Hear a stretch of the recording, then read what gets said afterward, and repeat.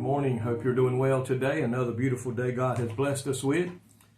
And I pray that you woke up excited today about what today may hold for you as a child of God. And we can rest in peace. We can be assured that Jesus Christ and the Holy Spirit is walking with us today.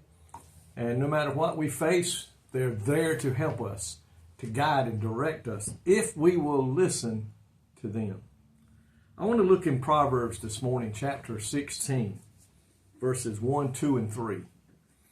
Listen to what these verses say. The preparation of the heart in man and the answer of the tongue is from the Lord. All the ways of man are clean in his own eyes, but the Lord weigheth the spirit. Commit thy works unto the Lord, and thy thoughts shall be established. We as humans, all of us, make plans. Nothing wrong with that. We all make plans. Today, we're already maybe thinking of tomorrow and what we can do tomorrow, what needs to be done tomorrow, as we continue through the plans we made for today, yesterday.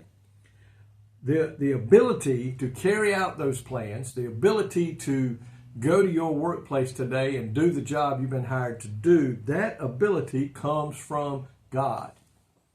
Yes, God blessed us with the proper training or with the mental capacity to do the job.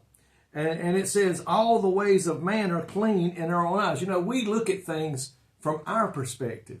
And a lot of times we can make things look right when they're really not right. They're wrong. Believers should not undertake anything presumptuously, but should wait on the will of the Lord and seek Him first. Find out what He would have us to do, or if we've got something to do, how He would have us to do it.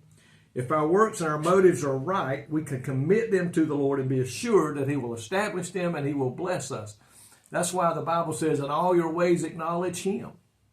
And He, the Lord, will direct our path.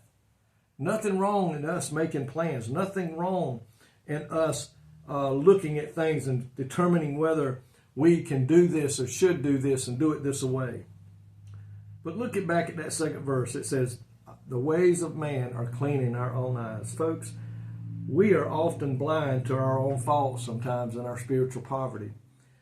We need to be honest when we come to God in prayer, saying, Lord, I am sorry for this. I failed to do this. I failed to seek you. I did not go about it the right way according to your word. We're never going to be perfect.